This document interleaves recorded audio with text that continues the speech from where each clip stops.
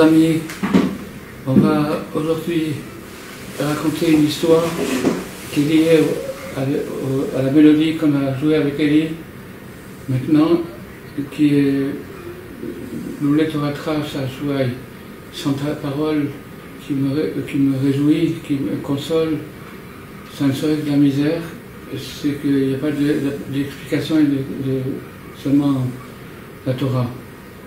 Alors, maintenant, je voudrais vous raconter une histoire qui s'est passée ici en Israël il y a plusieurs années, au moins 30 ans. Il y avait des parents qui avaient des filles, une famille religieuse qui avait plusieurs filles. Ils n'avaient pas encore de garçons. Ils ont attendu longtemps, pendant des années, d'avoir un garçon. Finalement, ils ont eu un beau petit garçon. Et ce petit garçon, il est né à Shavuot, et la maman a fait un sacrifice énorme. Elle a envoyé son mari étudier la veillée de Shavuot, et elle est allée toute seule à la maternité, et elle a accouché, et elle a fait un grand sacrifice. Et son mari, pendant ça, il a étudié la Torah, la nuit de Shavuot, un certain passage de Gemara. C'est un homme qui savait bien étudier, a étudié ce passage de Gemara. Et voilà, et le petit garçon est né. Ils ont eu un beau petit garçon qui s'appelait Israël David. Pourquoi Israël David? Parce que Israël, c'est d'après le Baal Shem Tov, qui est Hillula. Oui, c'est la Hillula, on célèbre à Shavuot, et David HaMelech aussi. Donc Israël David, c'est Baal Shem Tov et David HaMelech. Et donc c'est ça ce que il a reçu ce nom, mais ses sœurs et tout le monde lui a donné un surnom, Louli. Louli, il s'appelait Louli. Alors Louli, il a grandi. Il a grandi comme un magnifique petit garçon qui apprenait la Torah, qui était excellent à l'école, etc. Et les parents étaient dans une joie immense qu'on ne peut pas imaginer. Après, il a eu la bar mitzvah. Et à la bar mitzvah, la maman, elle a obligé qu'il fasse un discours pour sa bar mitzvah qui soit ce que son père avait étudié la nuit de Shavuot. Parce que toutes les nuits de Shavuot, le père et le petit garçon, ils étudient ensemble le même morceau de Gemara.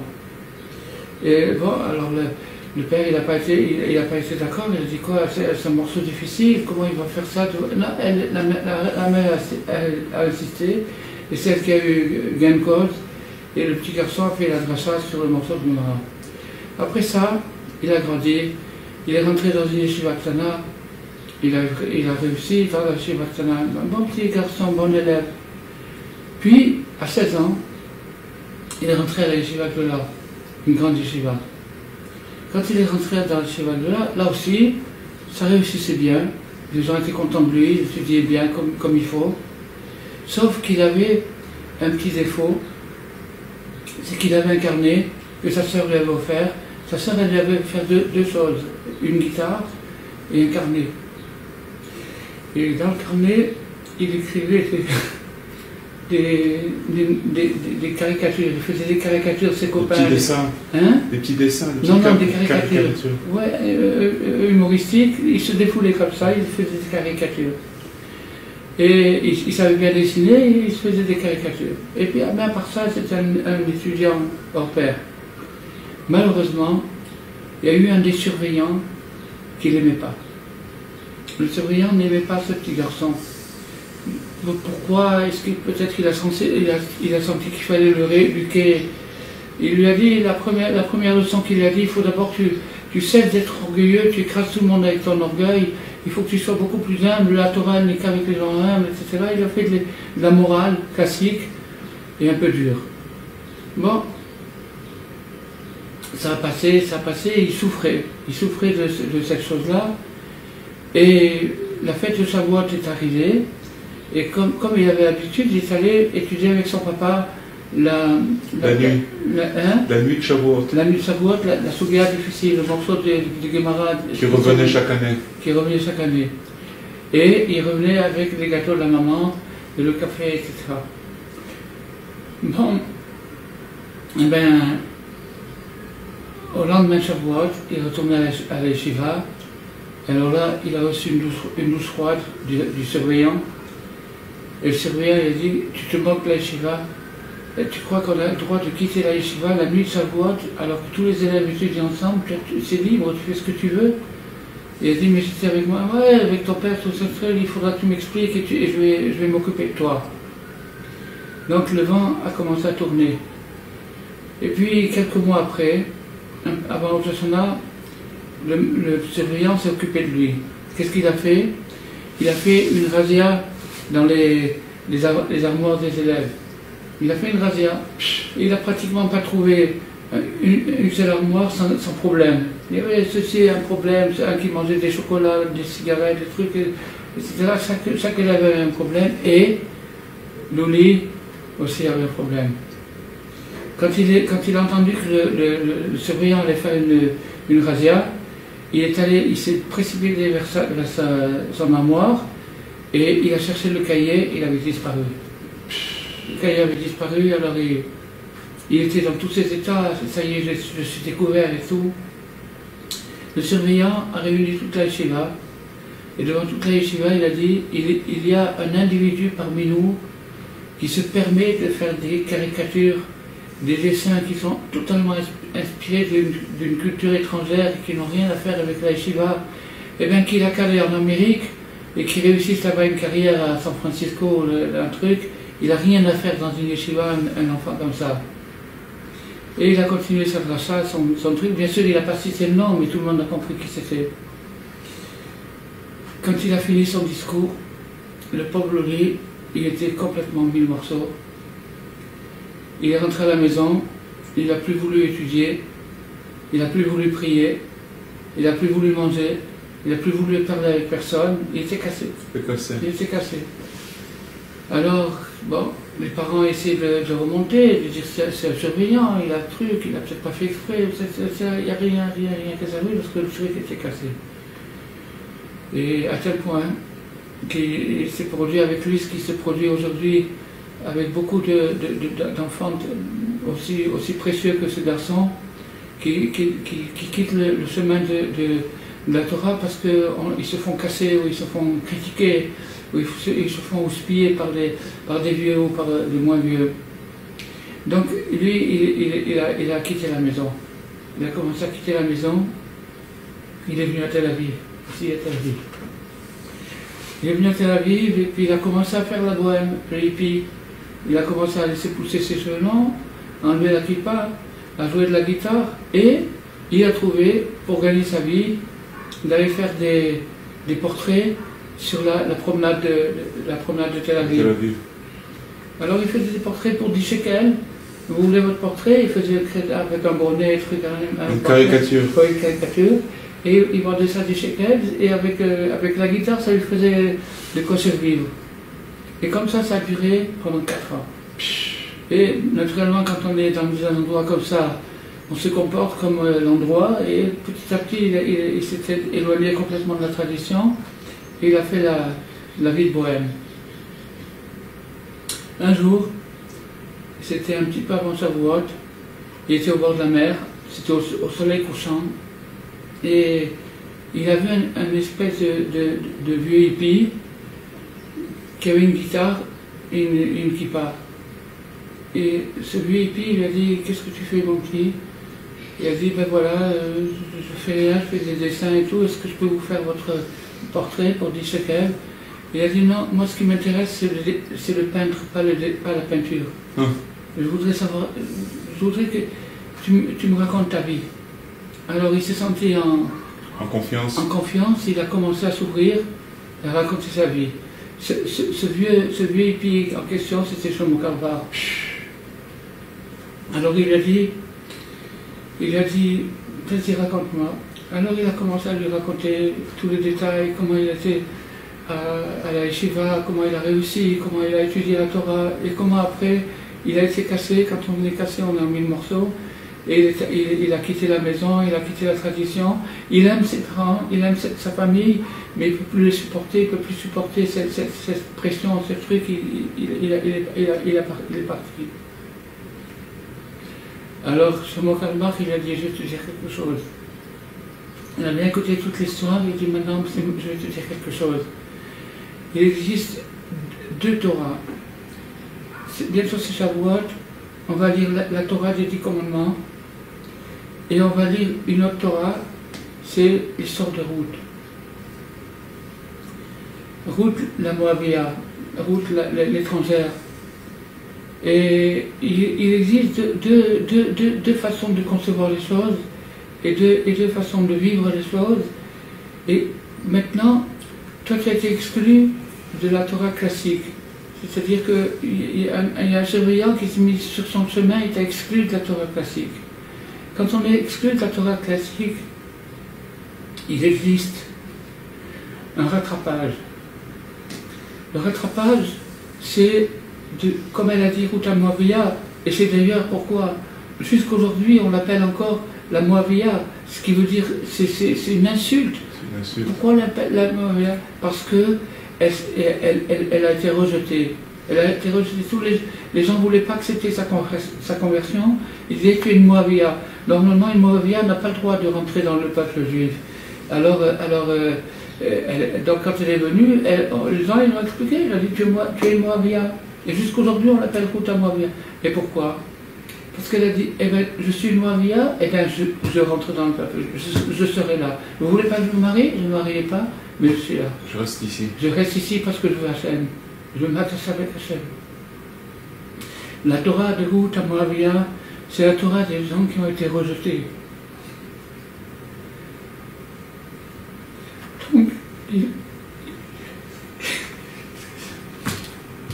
Donc ils ont été rejetés. Et ils sont têtus, malgré qu'ils ont été rejetés, ils s'en fichent complètement. Je suis là, je veux Hachem, je veux Akadosh Baruch Hu, je veux faire les commandements, je veux faire les autres trucs. Vous ne voulez pas de moi, tant pis pour vous, moi je veux être là. Et c'est ce qu'elle a fait Ruth. Et c'est à ce moment-là qu'il a été décrété dans le Sanhédrin que Moabia et Moabi, un monsieur, si c'est un homme moavi, il peut pas rentrer dans la congrégation d'Israël. Mais si c'est une femme, elle a le droit de rentrer. Pourquoi?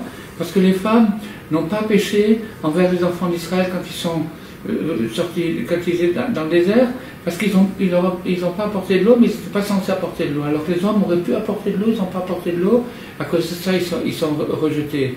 Alors cette loi, elle avait été oubliée depuis Moshe Rabbeinu. Et ils se sont rappelés, et ils ont décrété dans le Sanhédrin qu'elle était acceptable. Mais même quand elle a été déclarée acceptable, ça continuait. Les remarques, les regards. Ah oui, et comment est votre maman, comment elle s'appelle, les trucs, les mauvais regards, etc. Alors, la Torah, la différence entre ces deux Torahs, la Torah des 10 commandements, elle permet de rester fidèle à Dieu en faisant sa volonté, et ça peut durer des millénaires. La Torah de Ruth, la Torah des gens rejetés, qui s'entêtent, qui s'acharnent à rester là, même s'ils sont rejetés par les gens, par la société ou par eux-mêmes, eh bien, ça c'est quelque chose qui fait venir Mashiach.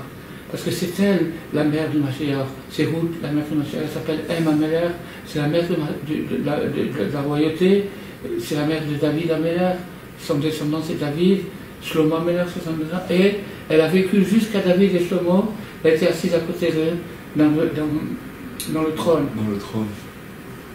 Et donc elle a eu une influence jusqu'aujourd'hui, et c'est surtout par ce surnom qu'elle a reçu, Ruth Moavia, qu'on comprend qu'est-ce que c'est l'absurde bien dirigé.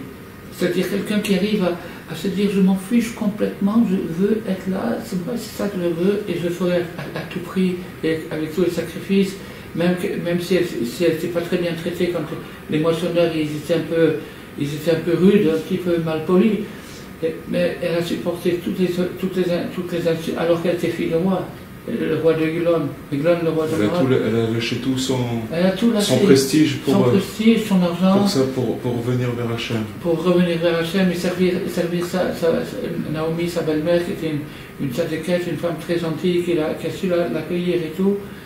Alors il a dit ça seulement. Quand il a entendu ça, le garçon, il a été... Parce qu'en fait, ce qu'il voulait, le garçon, il voulait que se rapprocher d'Hachem. Il voulait se rapprocher d'Hachem. Et la réprimande de son surveillant, ça l'a rejeté. Ah. Mais seulement, il était branché juste sur cette Torah classique. Il était branché sur la Torah classique, alors il n'y a pas de place pour la réparation, pour le repentir. Si tu exclus, tu exclus. Alors Shlomo Kalvar, il a pris sa guitare, il a dit maintenant j'ai assez parlé, on va chanter cette chanson. C'est la chanson qu'on a chantée juste avant. Alors lui il s'appelait Louli, il s'appelait David d'Israël, Louli Toratra. Il a réussi à même dans le... Mais il a fait la même chose que Ruth Moavia, c'est-à-dire qu'il a trouvé un surnom mignon. Alors ils ont joué tous les deux ensemble parce que lui il avait sa guitare, le bacho, et Shlomo Kalvar il avait sa guitare, ils ont sorti leur guitare au crépuscule, ils ont chanté pendant 1 heure le Torah, sans ta Torah je serais perdu. Alors maintenant, quand il a entendu ça, et alors Shlomo Kalvar il a dit maintenant tu m'excuses Louis, je dois faire un concert, mais j'ai 2 heures de retard déjà sur la date programmée, ça fait rien, j'arriverai un peu en retard, mais je ne peux pas rester, il faut que j'y aille, et puis je m'en vais après aux États-Unis, je m'en vais aux États-Unis, mais on se retrouvera, on étudiera ensemble la Sugya de la Gemara, je t'expliquerai des choses intéressantes dessus. Et il est parti. Et le garçon, il a téléphoné à sa mère, il a dit maman j'arrive. Il est retourné chez lui. Quel est le rapport avec cette histoire et la réprimande dont Rabbi Nachman il parle dans la Torah 8? Eh bien, le rapport il est très clair. C'est que maintenant, peut-être que le surveillant il avait quelque part raison sur ses reproches qu'il voulait faire, peut-être qu'il a visé une morale puriste et absolue, et peut-être que quelque part il avait raison. Mais c'est pas une raison il avait tort d'avoir raison. C'est pas de cette façon qu'on rapproche les gens. C'est pas en leur faisant des hontes publiques et en les traînant par terre qu'on les rapproche. Pour ça, il faut avoir une voix qui donne envie de vivre. Le Mokhtar Haraoui, celui qui le vrai, celui qui fait des réprimandes correctes, c'est celui qui inspire, qui inspire la personne. Il lui donne envie de refaire. Il lui fait comprendre qu'il peut recommencer sa vie. Ce petit garçon, il croyait qu'il était perdu, que sa vie était cuite, il était fermé. Il a fait voir qu'il pouvait recommencer grâce à une explication historique et à quelque chose. Et alors après, il est rentré à la maison. C'était juste avant sa voix. Et alors, sa mère, elle a un petit peu engueulé. Pourquoi il a pas dit plus tôt, elle aurait fait des gâteaux et tout. En tout cas, il s'est réconcilié avec son papa et sa maman, il a été apprendre avec son père, et à Shavuot, comme c'est son anniversaire et ça, il a été invité à monter au Sefer Torah, à lire la Megillat Ruth. Ils ont lu l'histoire de Ruth avec le Nigun de Vétérat. Oh là là. Il paraît que la synagogue dans laquelle ils ont fait ça, jusqu'aujourd'hui, ils lisent encore la Megillat Ruth avec eux. Voilà. Quelle histoire magnifique. C'est l'histoire de ma chère qui s'est répétée encore, qui s'est concrétisée encore une fois. Oui. Alors Rabbi Nachman, il a dit de faire très attention à ne pas faire des remarques aux gens tant qu'on n'est pas capable de les faire gentiment, avec une voix qui inspire. Parce que, ah oui, j'ai oublié de dire l'essentiel, parce que si la remarque est faite d'une manière dure, acerbe, critique, et qui ne laisse pas de la place aux gens, comme ce surveillant-là, il n'a pas laissé la place aux garçons, alors à ce moment-là, Rabbi Nachman nous dit que non seulement on le paralyse, mais même ce qu'il aurait pu faire de bien sans aucun lien avec ses défauts, même ça on l'empêche. C'est-à-dire qu'on empêche non seulement de faire le mal, c'est sûr qu'on ne l'a pas ramené, mais on empêche aussi de faire le bien. Parce qu'il y a des fois, par exemple, un type qui est coléreux, mais il est généreux. Donc il y a les deux côtés. Alors, quand on lui fait une remarque sur sa colère, même sa générosité, on l'a fait, parce que ça a une mauvaise odeur. La remarque mal faite a une mauvaise odeur. Et cette mauvaise odeur asphyxie les gens, les victimes, et elle les tue. Dans certains cas, elle les tue. Il y a des fois où ça les paralyse momentanément, et des fois où ça les tue. Il part de la synagogue et il est fini. Alors, Bezat Hashem, j'espère qu'avec le mérite de cette histoire, on arrivera à se rappeler de tous ces garçons, de toutes ces filles qui sont perdues dans la jungle, qu'ils ont tous quelque chose à dire et qu'ils ont quelque chose, seulement il faut leur faire voir l'angle dans lequel ils pourraient le dire. Chazak u'Baruch.